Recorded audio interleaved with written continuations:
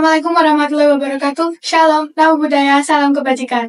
Halo sahabat PMR di seluruh Indonesia, kembali lagi bersama For Class, For Peace Klaten, Sharing a Story. Sebelum kita mulai, perkenalkan saya Ananda Syafa sebagai host, Dan saya Sabila Laskana sebagai host. dan narasumber kita. Saya Luki Bekti Handayani dari SMP Negeri 1 Delanggu. Saya Muhammad Sanur Effendi dari SMA Negeri 1 Jogonalan. Pada kesempatan kali ini kita akan membahas tentang mitos atau fakta PMR nggak sesempit yang kamu kira. Langsung aja kita. Pertanyaan pertama, menurutmu apa sih PMR itu dan peran For Peace dalam PMR? Menurut aku nih, kalau PMR itu kan adalah suatu wadah di mana kita tuh menyediakan pembinaan dan pembimbingan pada anggota remaja. Biasanya PMR itu kan ada di satuan-satuan sekolah gitu. Nah di PMR itu nanti kita diajarkan untuk mengenal kemanusiaan, terus donor darah, siaga bencana, dan kegiatan sosial lainnya lah. Terus kalau For Peace itu dia tuh sebagai jembatan antara PMI dengan PMR di satuan-satuan sekolah gitu. Kalau menurut masnya? Kalau menurutku sendiri ya kurang lebihnya sama kayak punya Mbak Luki ya tadi ya. Iya, bahwasannya PMR itu sebagai wadah dari kita bisa berkembang di sana terkait dengan materi-materi yang ada di PMR tersebut. Dan juga For Peace itu juga selain menjembatani dari sekolah ke PMI-nya, itu juga bisa menjadi jembatan ke sekolah lain karena dengan dengan For Peace-nya tadi kita bisa berinteraksi dengan sekolah-sekolah lain sekitar SMA lainnya gitu lah. Seperti itu. Yang kedua nih, pernah nggak kalian dengar mitos-mitos soal PMR yang bikin kalian geleng-geleng kepala? Kayak orang tuh ngomong PMR tuh gini-gini gitu sampai kalian jadi wah kok gini gitu. Pernah nggak? Kalau misalnya mitos dari PMR gini-gini mungkin belum sih. Tapi aku pernah dengar mitos kayaknya bukan di PMR-nya tapi kayak Mbak di sini ada UKS sama Mbak sekolahnya Mbak. Jadi kalau misalnya kita ada tugas sebelum tugas upacara kan, kalau misalnya kita nebah UKS-nya kan, nanti bakalan banyak orang sakit. Nah itu masuk mitos, tapi udah pernah tak lakuin juga tapi Enggak terjadi. terjadi sih Mbak. Tapi menurutmu itu beneran apa? Ya enggak, ya mungkin terjadi karena apa gitulah, kekesalan lah gitu. Kalau Mbak Luki ada nggak nih? Ya 11-12 lah ya sama masnya. Tapi kalau aku mungkin nggak ada mitos yang terlalu ngarah gitu, nggak ada. Nah, pertanyaan ketiga, banyak yang bilang kegiatan PMR cuma jaga UKS atau ikut lomba doang. Fakta atau mitos? Menurutku sih itu mitos ya, soalnya di PMR itu kita tuh nggak cuma ikut lomba atau mungkin jaga UKS doang, tapi kita tuh juga ada pembimbingan dan pembinaan itu mungkin setiap hari apa gitu sesuai jadwalnya. Terus kita tuh ada kegiatan sosial kayak bakti sosial misalnya, itu tuh bisa donor darah atau mungkin bersih lingkungan gitu. Itu sih. Masnya? Kurang lebih sama sih jawabannya. Nih, katanya pelatihan PMR itu serem dan penuh tekanan. Gimana menurut kalian? Menurutku ya, kalau misalnya dibilang serem sama apa tadi Mbak? Penuh tekanan. Enggak sih Mbak, karena jujur waktu dalam pelatihan di PMR itu nggak ada serem-seremnya sama sekali, malah lebih ke asiknya. Jadi yang dicari itu bukan seremnya, tapi malah ke keasikannya gitu Mbak. Tapi masnya pernah nggak punya pengalaman kayak ngerasa tertekan gitu? Mungkin tertekan itu kayak misalnya ada beberapa acara yang kayak misalnya pelantikan atau enggak dikocok-kocok gitu sama kak kelasnya. Ya tapi sebenarnya cuma buat latih mental aja gitu. Kalau mbaknya? Ya sama-sama kayak masnya, tapi kalau menurutku PMR itu nggak ada seremnya ya. Soalnya di PMR itu kan kita itu mungkin ya di beberapa sekolah kita banyak prakteknya tentang pembalutan luka atau mungkin penanganan korban gitu kan. Jadi kayak kita tuh mengambil serunya gitu.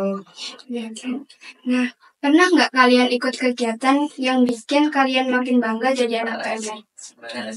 Iya. Aku tuh gimana ya, kemarin itu kan ikut Jembaran. Nah jadi di Jembaran itu kan kita juga ada banyak banget lomba yang diikutin gitu, kegiatan juga gitu. Jadi kayak merasa bangga bisa tahu tentang lomba-lomba ini, kegiatannya gitu. Ada lomba yang dimenangkan nggak? Apa? Ceritain dong. Kebetulan kemarin itu kan aku di Jumbara ikut lomba yang kewirausahaan. Nah di situ kita tuh buat terus dari limbah gitu loh. Nah itu kita dapat juara 2. Oh. Kalau Masnya? Kalau tadi ditanyain lomba atau acara apa yang diikutin yang paling ya itu sih Jumbara sih. Karena setauku sendiri Jumbara itu 5 tahun sekali ya. Iya. Ya, jadi kalau misalnya aku di SMA udah pernah nyobain ini, kalau mau nyobain lagi harus udah lulus atau nggak kuliah baru bisa nyobain lagi. Dan kayaknya nggak bisa lagi karena ya gitulah. Jadi bisa nyobain Jumbara di SMA termasuk keberuntungan gitu. Ada pengalaman menarik nggak saat mengikuti Jumbara? Menarik banget Mbak, karena kalau nggak salah ingat itu di tenda aku sendiri itu kan jajaran sama di SMA Karangangka ya kalau nggak salah ya itu kami malah bukan kayak ya tetangga gitu lah, kayak misalnya ya udah masak bareng nyanyi bareng kayak gitu. Seru ya. Iya. Kalau Mbak Luki ada pengalaman menarik apa saat Jumbara? Ya kalau aku sih mungkin waktu pelaksanaan lombanya gitu kan, itu kan di lapangan nih. Terus habis itu kita di sana itu kegiatannya tuh banyak dari jam 8 sampai jam 3 gitu. Keliling terus di lapangannya. Jadi nggak capek-capek.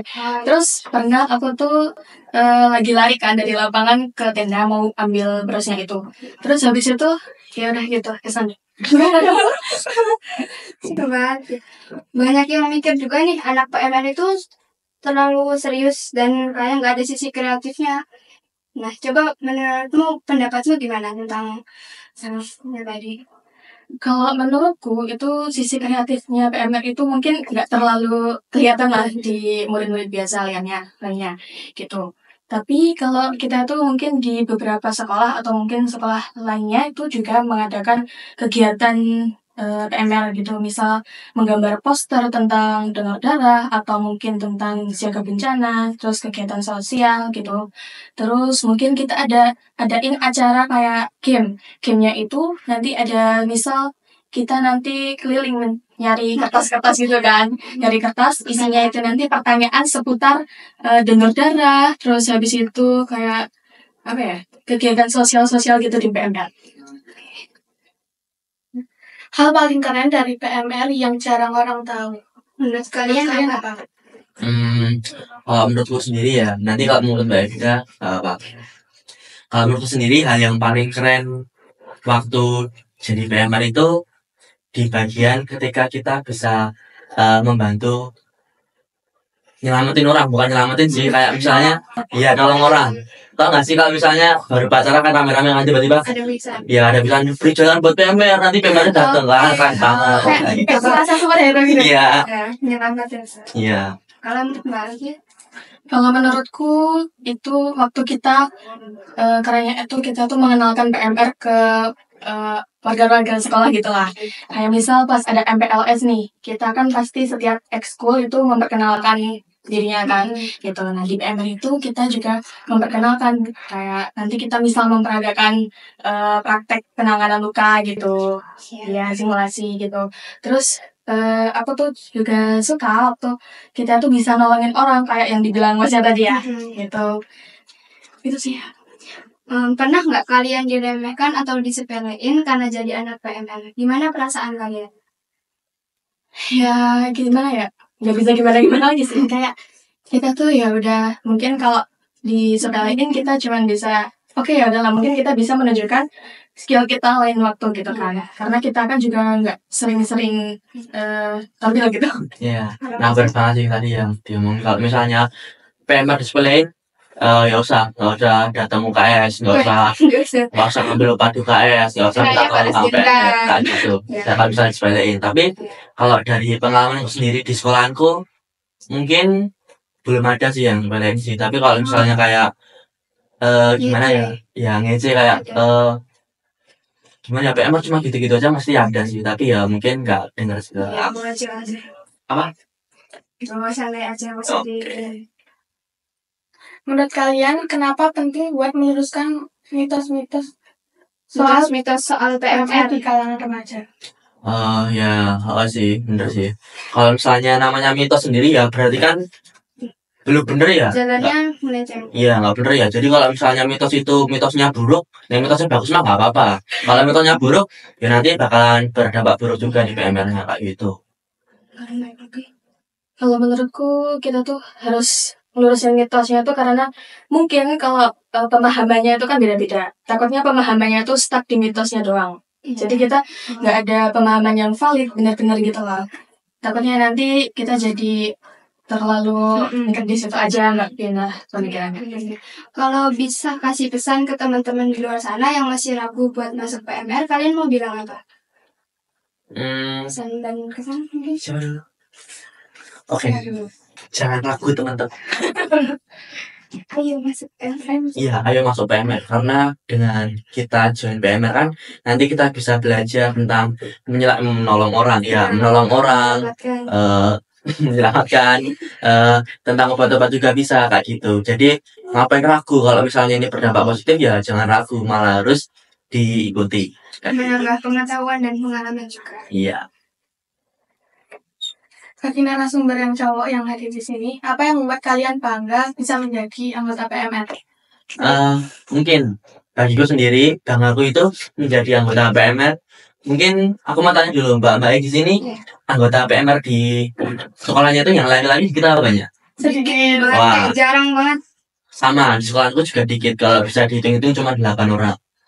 Punya aku cuma Saya juga 4. Oke, 4. Ya, tapi kan berbalik-terbalik gitu loh. Kayak misalnya ceweknya ada 32, cowoknya cuma 8. Jadi kan ya cowoknya itu dikit banget. Jadi banggaku itu di mana? Banggaku itu ketika ya udah kalau bisa kita cowok itu kita bisa nurunin tenaga kita buat berkontribusi aktif di PMR kayak gitu. Jadi bukannya malah acuh kepada PMR-nya dengan kayak nggak usah join dan semacamnya, tapi malah rela buat join dan buat membantu PMR ketika ada yang perlu ditolong. Kayak tahu nggak sih? Ya, tahu nggak sih kayak misalnya angkat tandu. Iya. Cowok itu. Iya. Asik ya.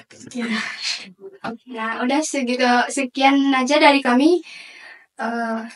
Saya pamit undur diri.